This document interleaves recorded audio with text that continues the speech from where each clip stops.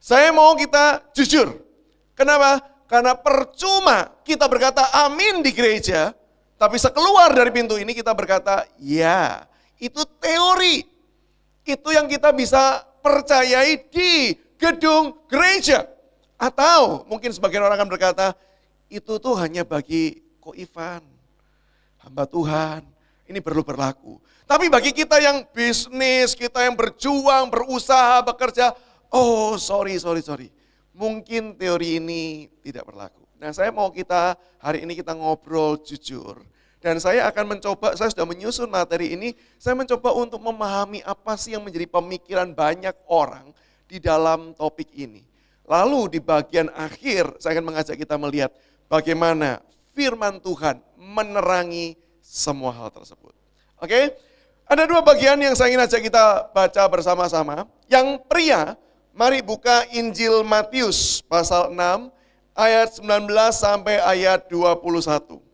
Yang wanita buka Lukas 12 ayat 31 hingga 34. Oke? Dan saya masih percaya hanya ada dua gender ya. Jadi jangan tanya, Pak, saya bukan he dan bukan she. Saya yang lain. Ya, kalau yang lain dengarkan firman Tuhan baik-baik saja ya. Matius 6, 19-21 pria. Perempuan Lukas 12, 31 hingga 34.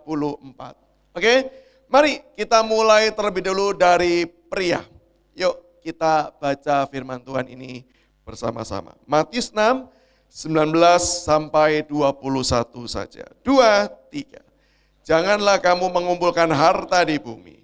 Di bumi ngangat dan karat merusakkannya dan pencuri membongkar serta mencurinya. Tetapi kumpulkanlah bagimu harta di sorga. Di sorga ngangat dan karat tidak merusakkannya dan pencuri tidak membongkar serta mencurinya.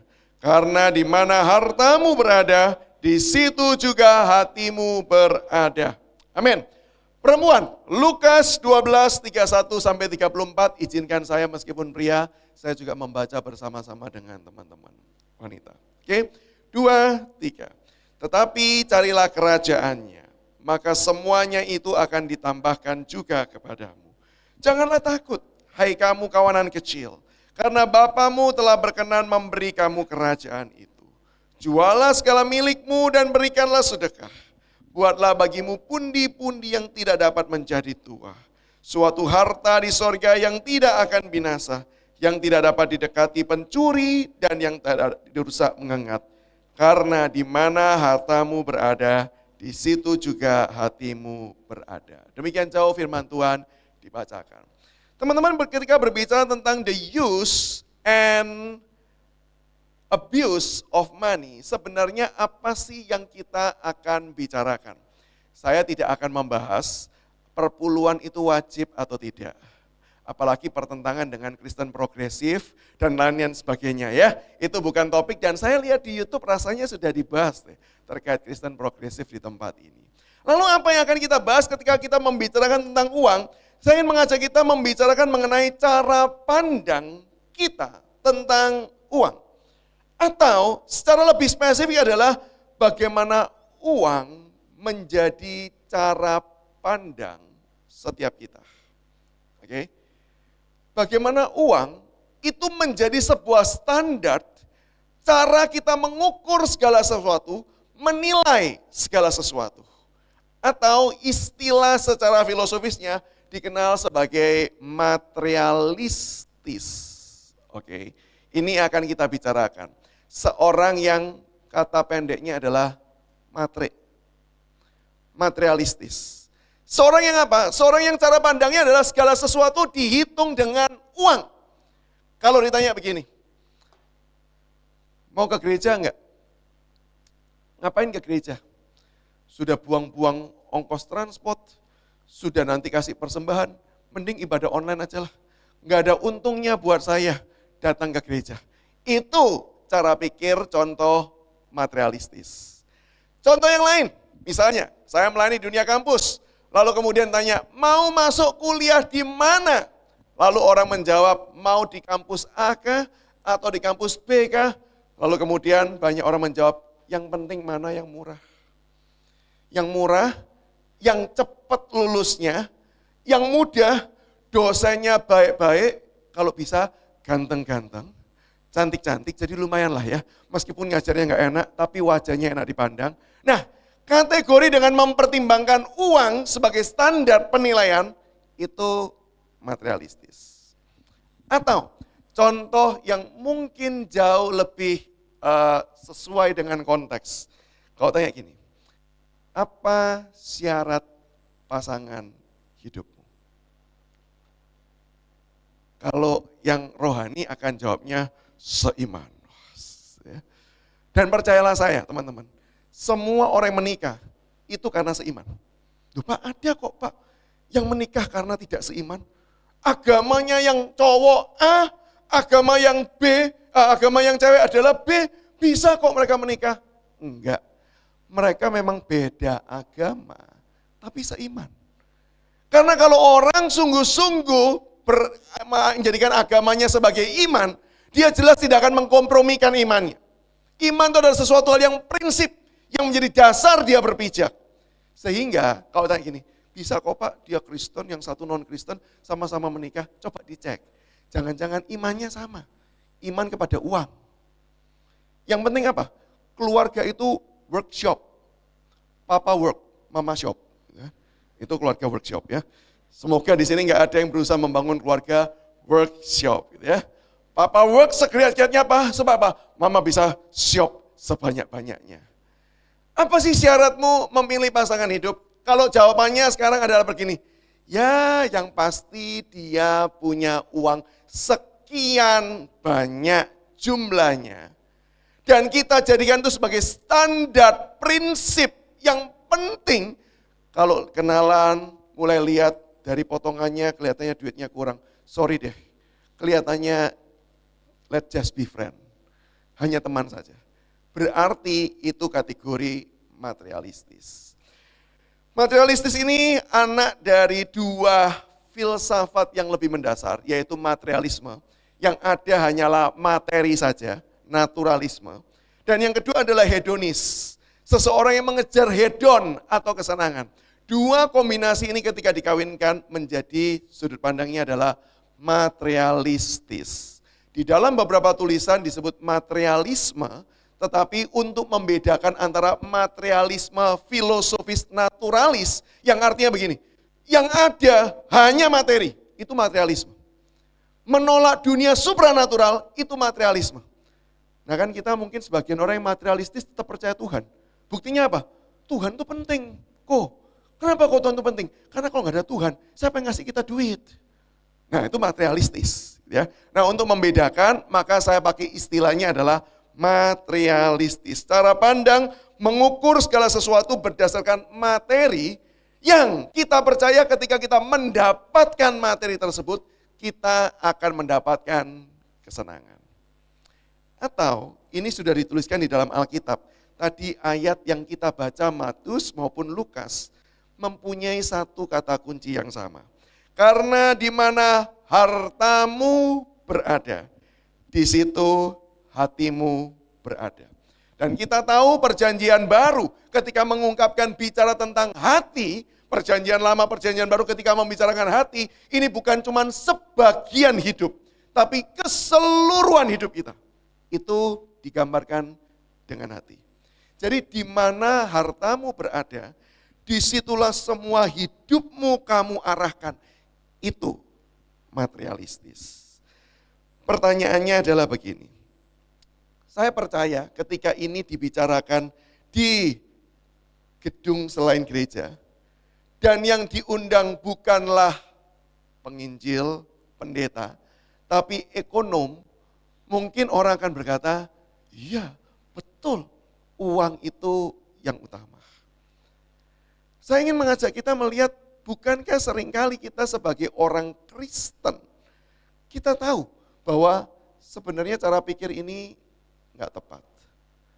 Bahkan kok saya yakin dan percaya, rekan-rekan yang sudah rutin beribadah, bertumbuh di dalam gereja seperti Gloria. Sama seperti saya. Saya lahir, besar, bertumbuh di Gloria. Kalau ditanya, bisa enggak sih memberikan kritik kepada cara pandang ini? Oh, saya kok percaya kalau dites, Semua pasti bisa jawab. Ya kok salah cara pikir begini. Kenapa? Uang itu kan terbatas. Seperti tadi Matius menuliskan. Uang di bumi ini ngengat dan karat merusaknya. Oh, tahu kan? Semua tahu akan hal tersebut. Ada yang mengatakan uang kok saya tahu cara pikir ini salah. Kenapa? Uang tidak pernah bisa memuaskan. Memang sih senang terima uang. Terima gaji. Saya terima gaji tanggal 27. Kalau situ tanggal berapa? 25? Atau setiap hari gajian? Sultan kan dia ya. Gitu. Seneng gak ketika terima gaji? Oh seneng. Begitu lihat rekeningnya berubah angka. Dari 00000 gitu ya. Tiba-tiba ada angka entah berapapun. Entah 1 digit, entah 2 digit di depan. Kita berkata, puji Tuhan. Sudah masuk. Tapi coba cek. Berapa lama kesenangannya? Pasti detik berikutnya setelah uang itu muncul dan kita senang, kesenangannya lambat laun turun. Apalagi bagi kita yang suka pakai titik-titik pay later ya. Nggak boleh sebut merek, kenapa? Tidak disponsori. Kalau saya sebut tolong nanti majelis klaimkan video ini dan minta ini ya dimonetize gitu ya. Kalau kita dikit-dikit pay later, begitu gajian yang kita ingat apa sih? Bayar utang. Begitu uangnya ditransfer bayar utang, senang lagi enggak? Enggak senang. Kita semua tahu bahwa apa? Kesenangan uang itu sifatnya sementara. Maka bukankah seperti Matius tadi nulis apa? Carilah yang di surga. Di surga itu kekal. Dan ini enggak usah dikhotbahin, sudah tahu kan ya? Betul sudah tahu? Ada amin? Mari kita tutup dalam doa. Buat apa capek-capek ngomong udah tahu semua gitu. Dan bahkan saya percaya kita semua tahu bahwa uang itu belum tentu bisa diandalkan. Semua kita pernah menjamani satu titik. Pandemi. Saya masih ingat beberapa orang di awal 2020, akhir 2019. Mereka memprediksi 2020 ini kelihatannya bisa meraih untung yang baik. Sentimen ekonomi kelihatannya mulai menggeliat naik.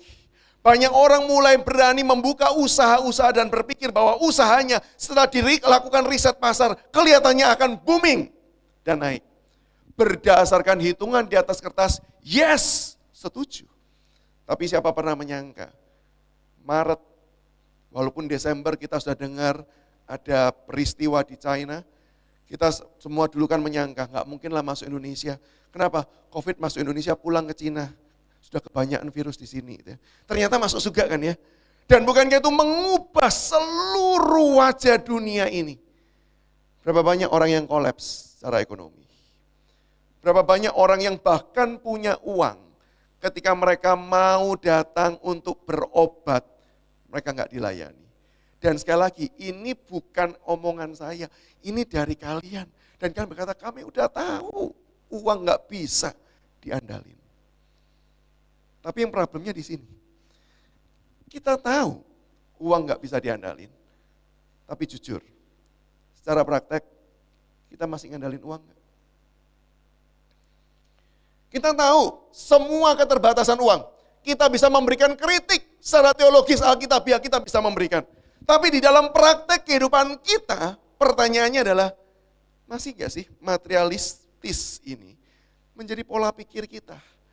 Yang mempengaruhi cara pikir kita memandang segala sesuatu. Memandang rekan, memandang pekerjaan, memandang pelayanan, termasuk memandang keluarga yang akan kita bangun. Seperti apa? Kalau jawabannya, iya, masih mempengaruhi. Kok bisa ya? Tahu salah, tapi kok masih dipakai? Apa sih hebatnya uang? Rekan-rekan, uang ini merupakan hal yang hebat. Gak heran kalau kita baca di Matius, Tuhan Yesus menuliskan apa? Orang gak bisa menyembah dua Tuhan. Allah dan Mammon. Ini ucapan Yesus sendiri. Dia bisa melihat bahwa uang itu kekuatannya dahsyat. Maka dikatakan bisa seolah-olah head to head dengan Tuhan. Tuhan tidak menyebutkan hal yang lain. Tuhan menyebutkan Mammon. Tidak bisa sama dengan Allah. Disetarakan. Pertanyaannya kenapa sih uang itu begitu luar biasa? Kita tahu salah, tapi kita tetap pakai cara pandang materialistis ini. Ada dua alasan, dan setelah menyebutkan alasan-alasan ini, saya berharap kita bisa berkata, oh iya, benar, ini alasan saya. Saya sudah coba lakukan riset, dan setelah itu semua saya mengajak kita melihat bagian terakhir. Kalau gitu, apa yang kita bisa pelajari sebagai orang Kristen, supaya kita bisa mengubah cara pandang kita. Kita tahu itu salah, maka jangan hidupi yang salah. Hidupilah yang benar dan yang tepat. Alasan yang pertama, yaitu adalah semua manusia itu butuh akan adanya jaminan yang terlihat pasti. Kita suka uang. Kita pakai cara pandang pikir uang sebagai pengukur. Kenapa? Karena uang terlihat bisa memberikan jaminan yang pasti. Kalau kita perhatikan teks di dalam Matius terkait tentang harta tersebut, maka bagian itu bukan berbicara tentang penggunaan uang. Tapi bicara tentang apa? Mengumpulkan harta. Dan kalau kita perbandingkan di dalam teks-teks Alkitab, kenapa sih orang itu mengumpulkan harta? Jawabannya satu, jaminan. Masih ingatkah kita tentang ilustrasi yang Tuhan Yesus ceritakan? Ada orang kaya yang begitu kayanya menuntungnya dan menyimpan semua hartanya dalam rumah tersebut. Tidak cukup dibangun yang lebih besar, disimpan lebih banyak. Dan selesai dia menyimpan semuanya, dia berkata, tenanglah hai jiwaku, ada begitu banyak harta bagimu di dunia ini. Bicara apa? Jaminan. Maka ketika berbicara terkait Tuhan Yesus memberikan bahwa ada orang jangan kumpulkan harta. Bicara mengumpulkan harta berarti bicara tentang mencari adanya jaminan kehidupan. Dan bukankah itu yang kita cari? Kenapa sih cari pasangan yang tajir? Jaminan. Memang sih yang penting itu giat bekerja, tapi kalau giat bekerja modalnya nol, mau sampai kapan berusaha? Nggak bisa lah. Kita butuh jaminan hidup. Apalagi tengah-tengah dunia seperti ini. Demikian juga kalau kita memperhatikan di dalam tulisan Matius maupun Lukas, teman-teman kalau perhatikan konteksnya, sama loh. Penempatannya itu selalu dikaitkan tentang kekhawatiran. Matius di bagian selanjutnya bicara tentang apa? Setelah mengumpulkan harta, kekhawatiran. Lukas sebelum ngomongin tadi itu, ngomongin apa? Jangan khawatir. Kalau tanya, apa sih yang bisa membuat kita nggak khawatir? Kalau ada jaminan kan. Pasangan kenapa sih kok khawatir, aduh cowokku selingkuh nggak ya? Pasti nggak punya jaminan tuh, bahwa cowoknya nggak bakal selingkuh. Kenapa? Karena setiap kali scroll IG, yang dilihat apa? Cewek lain. Mulailah si cewek itu merasa, yakin nggak ya dia bakal setia. Betul? Ketika kemudian perusahaan bekerja, lalu kemudian kita melihat kok rasanya perusahaannya ini semakin hari kok semakin tidak menjanjikan ya.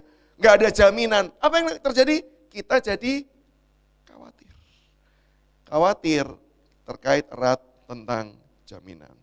Dan ditambah lagi dengan dunia ini, di dalam dunia ini, cara dunia bekerja, bagaimana cara dunia bekerja?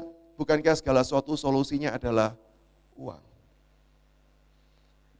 Kamu mau ngurus bisnis, yang penting apa? Kalau pendeta jawabannya yang penting doa. Betul ya?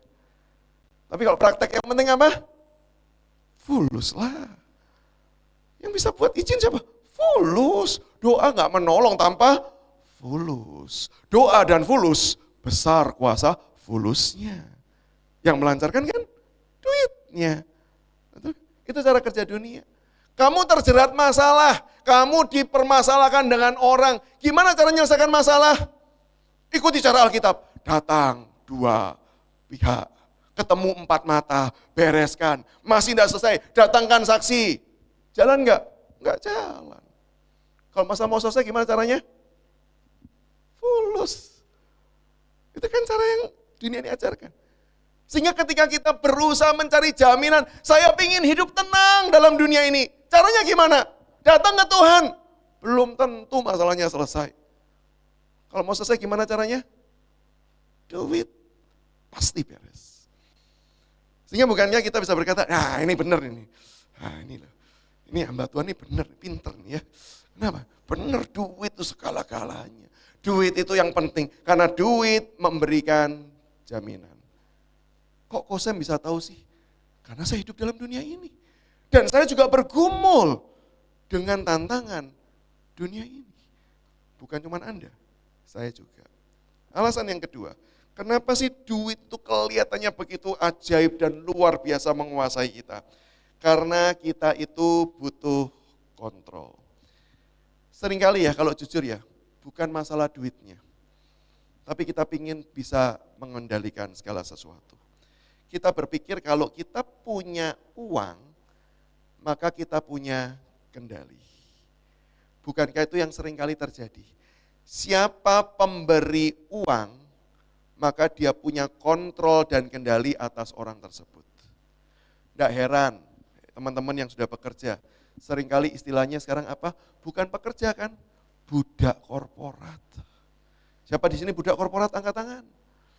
Nggak usah deh, nggak usah daftar. Kenapa disebut budak korporat? Kenapa? Ya sudahlah, pokoknya disuruh apapun saya ikuti. Nggak peduli passion, nggak peduli panggilan, calling, masa bodoh semuanya dengan itu. Yang penting apa? Disuruh bos ngapain? Kerjain. Kenapa? Dia yang gaji kita. Kita doa minta sama Tuhan berkat, mana berkatnya? Begitu kita bilang, bos minta kasbon dong, boleh tuh. Cair. Maka apapun yang mau bos katakan, saya berkata, yes, I'm ready. Kita terbiasa kok. Pemberi aliran dana adalah orang yang berkuasa. Bahkan teman-teman, seringkali ini terjadi juga di gereja.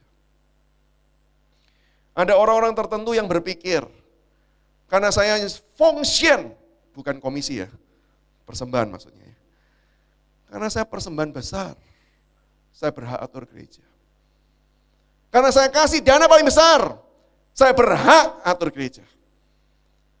Bahkan beberapa orang berpikir dengan kasih angpau kepada hamba-hamba Tuhan. Terus berkata, sudah ya, lu diem aja, jangan ngomong hidup gua, sudah aku kasih uang. Diam aja. Uang dalam dunia ini dianggap sangat terkait erat dengan kuasa. Dan karena itu yang kita lihat di lapangan ini, maka gak heran. Kenapa sih kok kita tuh pingin pegang uang? Jawabannya bukan karena uangnya. Karena kita pingin kita mengendalikan segala sesuatu di dalam kehidupan kita. Sampai dua hal ini, saya pikir saya cukup mewakili apa yang menjadi pandangan masyarakat umum, dan mungkin juga pemikiran setiap kita. Pertanyaan sekarang begini, kita ini bukan cuma sekedar hidup dalam dunia, kita ini orang Kristen. Kita adalah orang yang sudah ditebus di dalam Yesus Kristus. Kita adalah orang yang dikasihi oleh Allah, dipelihara dan dijagai oleh Allah. Maka pertanyaannya bagaimana caranya? Supaya kita tidak menjadi sama dengan dunia ini, hidup dengan pola pikir yang sama. Tetapi kita hidup dengan pola pikir yang berbeda. Izinkan saya melakukan spoiler kecil, baru kemudian saya jelaskan. Saya mau beritahu begini. Poin yang akan kita pelajari, tidak langsung akan mengubah kita detik ini. Poin ini, poin-poin yang akan kita pelajari, adalah poin-poin yang harus selalu kita pergumulkan. Kita nggak bisa berkata amin kepada ajaran hari ini dan kemudian keluar dari ruangan ini, hidup kita sekarang bukan lagi materialis. Kita sekarang percaya sepenuhnya kepada pimpinan Tuhan. No. Kita masih punya darah dan daging. Kita masih hidup di dalam dunia yang sistem korup seperti ini. Maka pasti kita akan bergumul karena uang kelihatannya memang berkuasa. Tapi saya rindu. Jangan jadi sama. Dalam arti apa? Ketika kita bergumul dengan hari ini, ingat poin-poin hari ini. Dan berdoa supaya poin-poin itu bisa kita hidupi setiap kali langkah hidup kita. Jadi ini pergumulan senantiasa. Dua hal yang saya ingin kita ajak sama-sama pelajari. Yang pertama, teman-teman, harta itu mungkin menjadi jaminan yang quote and quote pasti di dalam dunia ini. Kelihatannya semua urusan bisa dibereskan dengan uang. Kelihatannya harta bisa menjadi jaminan yang pasti. Tapi perhatikan, harta tidak pernah memberikan kepastian adanya jaminan. Saya sengaja menggunakan permainan kata ya. Harta mungkin bisa jadi jaminan yang terlihat pasti. Tapi pasti enggak sih dengan harta kita punya jaminan? Jawabannya enggak. Injil lah yang bisa memberikan kepastian adanya jaminan. Bisa jadi kita punya harta, tetapi belum tentu kita mendapatkan apa yang kita inginkan. Belum tentu kita punya uang dan hidup kita pasti terjamin. Belum tentu. Izinkan saya membuktikan pertama-tama dengan contoh nyata, setelah itu baru saya buktikan apa yang teks Alkitab katakan. Satu kali ada seorang pekerja, dan ini kisah nyata, saya dengar dari seorang rekan saya, hamba Tuhan. Dia jemaat di satu gereja, dia ceritanya ketemu hamba Tuhan ini di bandara. Lalu kemudian cerita, ngobrol-ngobrol, lalu bilang, Pak, Bapak tahu enggak, dalam hidup saya pernah beberapa kali mencoba bunuh diri. Oh iya Pak, berhasil enggak Pak? Itu pertanyaan bodoh Pak. Kalau berhasil saya sudah enggak di sini Pak ya. Ini cuma mencoba bunuh diri. Kalau tanya kenapa mencoba bunuh diri? Dia kemudian menceritakan sejarahnya. Dia kerja di Jakarta, perusahaan besar dengan gaji yang baik. Lalu di satu kali ada sebuah proyek yang dilakukan di dalam perusahaannya. Dan proyek ini adalah proyek dengan sebuah institusi lain dengan jumlah keuntungan yang besar sekali. Nah, beberapa orang di dalamnya sebagai tim inti termasuk orang ini hendak melakukan sesuatu cara untuk mendapatkan keuntungan dari usaha tersebut. Dia tahu itu salah. Tapi kalau dia mau tanda tangan untuk lakukan perjanjian, entah saya tidak terlalu tahu detail ceritanya, karena memang nggak diceritakan detail. Intinya kalau dia tanda tangan, maka uang sekian persen itu masuk ke kantong pribadi. Dan jumlahnya itu M. Bukan lagi jut, M. Dan itu besar sekali. Di tahun itu ya, ini zaman sebelum pandemi, di tahun itu. Maka dia awalnya berkata, oke dah, saya juga punya keluarga, saya juga punya anak, saya ingin memberikan kehidupan yang baik. Siapa tahu ini adalah jalan yang memang harus saya tempuh. Tapi di hari dia harus tanda tangan. Surat itu dikirimkan ke kantornya dia, lalu kemudian diminta dia tanda tangan. Hatinya itu gelisah sekali. Dia tahu ini cara nggak benar, dia tahu ini cara nggak tepat. Tapi kalau dia tolak, dia rugi. Dia harusnya bisa dapat uang miliaran. Tapi kenapa kok sekarang nggak bisa dapat? Maka dia ambil penanya, dia mau tanda tangan, lalu karena mungkin saya nggak tahu bagaimana, penanya itu jatuh. Dan ketika penanya jatuh dia ambil, dan ketika dia bangkit, dia lihat di sudut lemari itu ada salib. Dan itu Tuhan pakai berbicara dalam hatinya. Kamu anak Tuhan, jangan terlibat hal seperti ini. Maka dengan sekian lama waktunya yang dia ambil, dia kemudian berkata sama orang yang antar surat, kasih tahu teman-temannya, sorry ya, saya nggak bisa tanda tangan. Lalu temannya telepon, dia maki-maki, dia bodoh-bodohkan dia. Dia bilang, ya sudahlah, aku nggak dapat untung, nggak dapat cuan besar, it's okay lah. Yang pasti aku mau bertindak jujur. Tapi siapa menyangka teman-temannya nggak bertindak cuman itu. Teman-temannya tahu karena dia orang yang pernah diajak. Jadi dia pasti punya kartu as kan untuk menjatuhkan teman-temannya. Teman-temannya takut. Yang dilakukan apa? Teman-temannya karang cerita. Orang ini dimutasikan ke pedalaman di Papua. Dari Jakarta pergi ke Papua. Dan disitulah dia komplain, dia protes, dia marah sama Tuhan. Tuhan, aku ini jujur, tapi kenapa hidupku seperti ini? Aku berusaha menjaga integritas, aku melihat salib yang sudah menebus aku, tapi kenapa aku justru dibuang ke tempat seperti ini? Disitulah dia mencoba beberapa kali bunuh diri. Karena dia berpikir usahaku percuma, sia-sia aku menjaga setia hidupku kepada Tuhan. Dan itu bukan 1-2 bulan, bertahun-tahun. Sampai diceritakan tahun keempat atau tahun kelima. Tiba-tiba dia ditelepon dari pihak Jakarta. Ditelepon berkata, Pak, kemasi barang, dalam waktu 1 minggu Bapak balik ke Jakarta. Loh kenapa Pak? Kami sedang cari pengganti dari beberapa orang yang tanda tangan, yang korupsi. Mereka sekarang semua sudah masuk penjara Pak. Loh Pak, oke, kalau mereka masuk penjara, kenapa kok cari saya? Kontak kan HRD.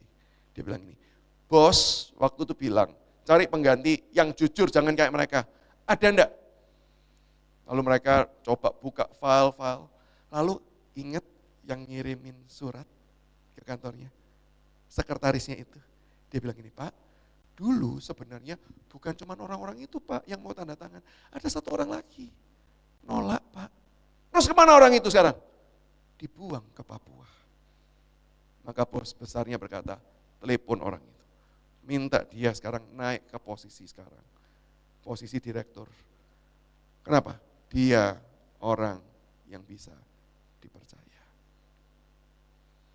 Dan peristiwa itulah yang kemudian dia katakan, iya. Memang uang kelihatannya memberikan jaminan yang terlihat pasti. Tapi ketika kita sudah punya uang, pertanyaannya, betulkah kita punya kepastian akan adanya jaminan? Bukankah jawabannya adalah tidak ada. Hanya Injil yang bisa memberikan kepastian bahwa ada jaminan. Kenapa? Karena Injil memberitahukan tentang kasih Allah yang tetap diberikan meskipun kita berubah setia. Jaminan itu butuh apa sih? 1, konsisten. Tidak berubah karena apapun. Itu baru bisa dijadikan jaminan. Kita butuh pegangan ketika terjadi gempa. Apa yang kita sandarkan? Sesuatu hal yang tidak akan berubah-ubah. Sesuatu hal yang stabil. Itu yang bisa kita jadikan jaminan.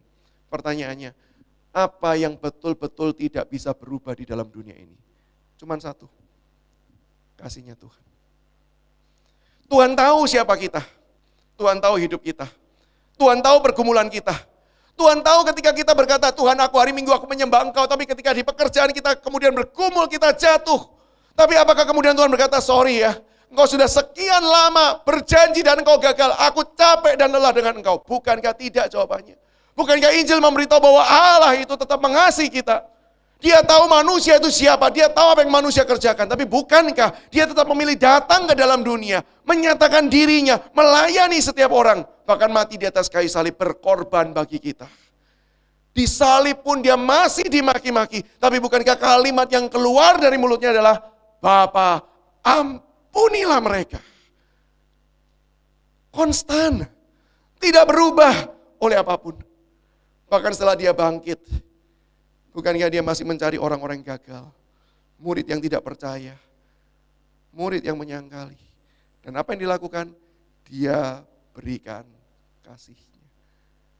Kasih Allah tidak digantikan dan tidak bisa diubahkan dengan apapun.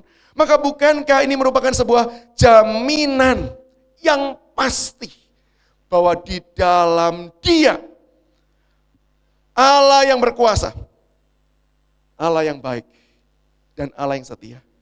Hanya di dalam Dia ada kepastian bahwa kita punya jaminan. Maka dalam bagian ini rekan-rekanku saya ingin mengajak setiap kita, yuk kalau kita mau cari jaminan, carilah yang pasti bisa memberikan jaminan.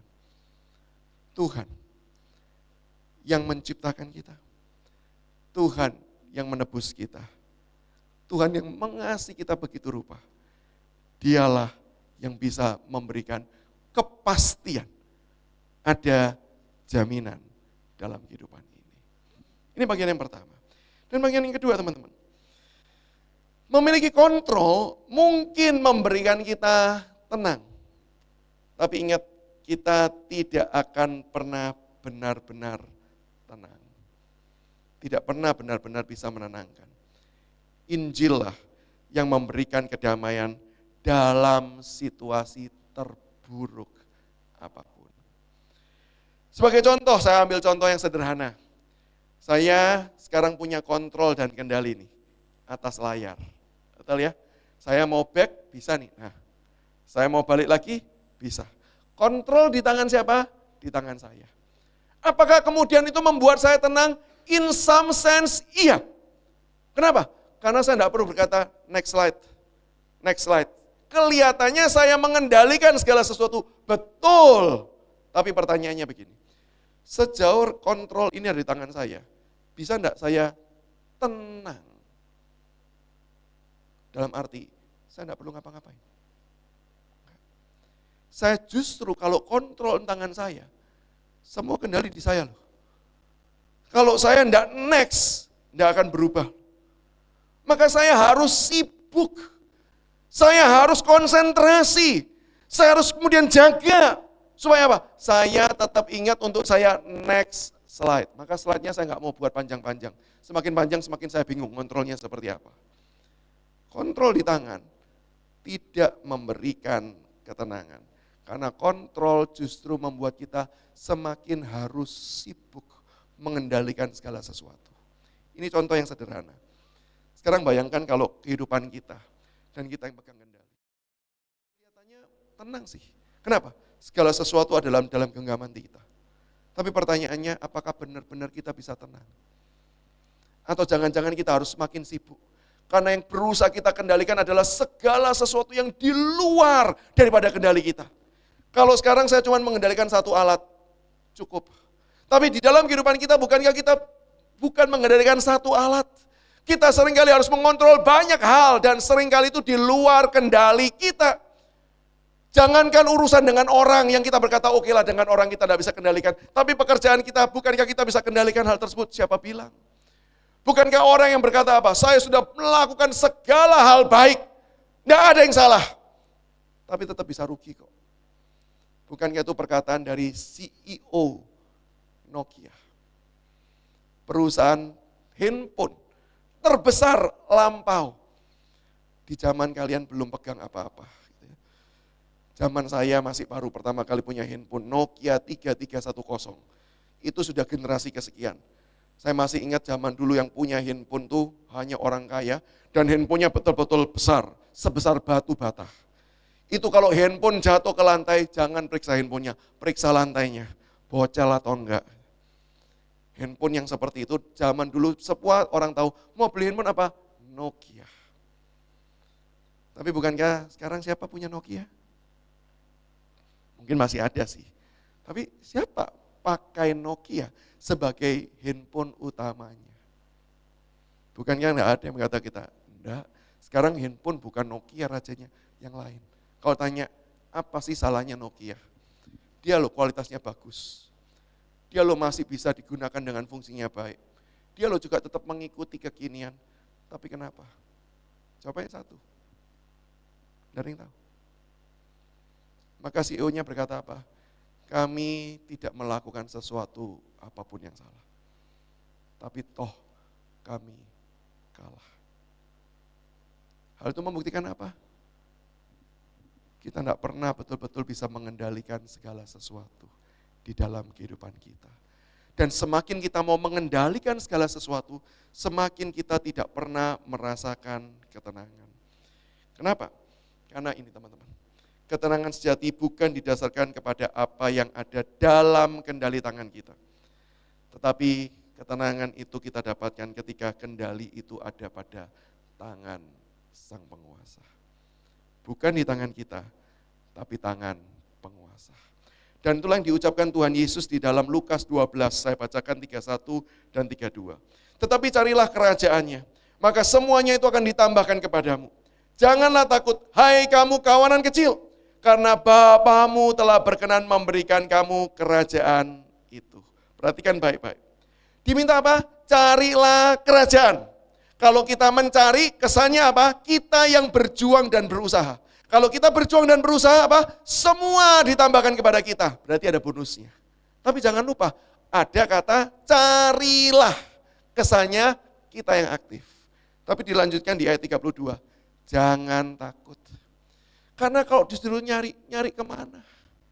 Kalau disuruh berjuang kemana? Disuruh berupaya, upaya seperti apa yang kita bisa lakukan dalam mencari kerajaan Allah? Kita nggak sanggup mencari kerajaan Allah. Maka firman Tuhan ketika berkata, carilah. Kita bingung, mau cari sekuat apa? Kita nggak bisa. Maka di ayat 32 berkata, jangan takut, hai kawanan kecil. Kenapa? Karena kerajaan itu bukan kamu dapatkan ketika kamu mencari. Kerajaan itu Tuhan juga berikan kepadamu. Wow, ini melegakan. Satu yang melegakan ketika kita cari kerajaan Allah, semua diberikan kepada kita. Praise the Lord. Tapi kalau cari kerajaan Allah dan kalau dapat, kapan ini dapatnya? Sehingga bonus-bonusnya semua ikut ke kita. Usaha kita nggak bisa. Dan Tuhan berkata apa? It's okay. Aku yang kasih buat kamu. Tangan sang penguasa itulah yang memberikan kepada setiap kita. Sehingga ketika kita tahu hidup kita dipegang dan dikendalikan oleh tangan yang berkuasa. Di waktu itulah kita bisa berkata, I'm rest. I'm rest. Totally rest. Saya bisa tenang di dalam genggaman tangannya. Dan rekan-rekanku, dengan mengetahui semua hal ini, kita bisa langsung berubah. Jawabannya sekali lagi tidak. Tapi izinkan saya menutup dengan satu hal ini. Saya ngajak kita, yuk kita senantiasa bergumul dengan kacamata materialistis kita. Bagaimana caranya? Caranya ini. Lihatlah pada tangan yang menuntun kita. Tangan Tuhan. Oke? Tapi enggak stop sampai di situ. Coba bayangkan kita sedang dipegang dan dituntun oleh tangan Tuhan. Sekarang lihat kepada tangan itu. Dan kau akan menjumpai tangan itu berlubang paku. Ingatlah dan lihatlah tangan yang berlubang paku. Tangan yang sudah dicurahkan untuk mengasihi kita. Tangan yang menghampiri manusia berdosa dan melayani. Tangan kepada orang yang kusta, tapi Tuhan justru mengulurkan tangannya menjamah dan memulihkan orang tersebut. Tangan yang justru memegang orang-orang yang sakit dan memulihkan mereka. Tangan yang justru memegang orang-orang berdosa dan merangkul mereka. Tangan yang pada akhirnya tersalib di atas salib terpaku. Membuktikan apa? Kasih-Nya yang kekal bagi kita. Dia Allah yang berkuasa, tapi dia rela disalibkan bagi kita. Tapi dia tetap sang penguasa, maka itu dia bangkit meskipun tangannya berlubang paku. Dia membuktikan, maut tidak menguasai aku, tapi kasihku tetap atas engkau. Maka setiap kali menjalani kehidupan, dan kita bergumul, Tuhan kok sulit ya. Orang pakai duit gampang, orang pakai uang beres masalah. Pegang tangannya dan lihatlah tangan apa yang memegang tangan kita. Bukan sembarang tangan. Tangan yang berlubang paku. Tangan yang sudah menebus hidupmu. Menebus hidupku. Tangan yang sudah membuktikan kasih-Nya kepada engkau. Tangan yang sudah membuktikan kasih-Nya kepadaku. Tangan itulah jaminan kita. Sehingga kita bisa berkata, tanpa uang pun, tanpa pakai materialistis pun, aku tetap akan hidup. Karena kasih Allah ada atas hidupku. Saya mengajak kita memandang kepada tangan itu. Setiap kali bergumul, lihat tangan yang berlubang paku tersebut. Mari kita tundukkan kepala dan kita berdoa.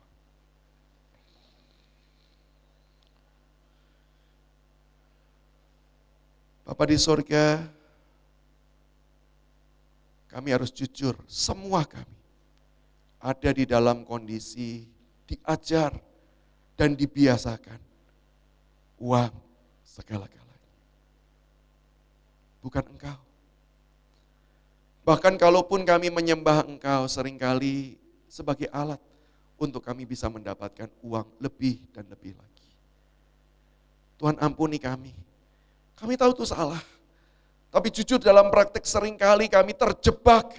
Kami sulit sekali untuk lepas dari cara pikir dunia ini. Biarlah hari ini Tuhan Engkau menolong kami. Mengingatkan kami. Bahwa jaminan bukan ada pada uang. kepastian jaminan hanya pada Engkau. Allah yang tidak pernah berubah. Ketenangan bukan kami dapatkan ketika kami mengendalikan segala sesuatu. Tapi justru ketika kami tahu, kendali itu ada di tangan yang berkuasa. Bahkan kami tahu, kendali itu ada di tangan yang baik. Karena tangan itu, tangan yang berlubang paku bagi kami. Ingatkan senantiasa kasih-Mu Tuhan bagi kami. Supaya ketika kami menghadapi tantangan kehidupan, ketika kami digodai untuk kami kembali kepada cara pikir yang lama, kami boleh berkata, Tuhan, pegang tangan kami, jangan lepaskan. Sehingga kami kuat hidup di dalam Engkau, dan biarlah hidup kami memuliakan nama-Mu. Berkati setiap rekan-rekan hamba-Mu di tempat ini Tuhan. Setiap orang punya pergumulan, punya tantangannya sendiri-sendiri yang hamba-Mu tidak tahu. Bisa jadi pergumulannya begitu sulit, sehingga mereka berpikir uang solusinya. Tuhan biarlah firman hari ini berbicara dan menolong mereka melewati kesulitan tersebut. Karena bukan firman ini, bukan kata-kata manusia ini yang hebat. Tapi Engkau, Sang Firman hidup yang menyertai. Itulah kekuatan kami. Terima kasih Tuhan, dengar doa kami. Demi Yesus Kristus kami berdoa dan berserah diri. Amin.